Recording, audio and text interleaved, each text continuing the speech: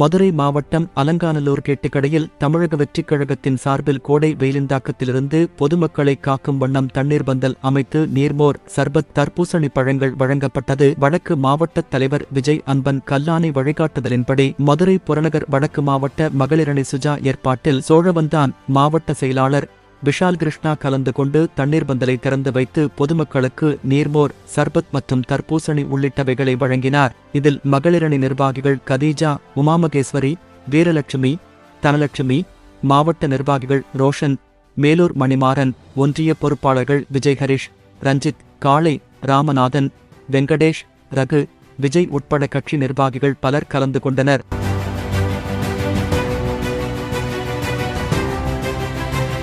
உள்ளூர் செய்திகள் முதல் உலகச் செய்திகள் வரை தெரிந்து கொள்ள மதுரை முரசு சேனலை சப்ஸ்கிரைப் செய்யுங்கள்.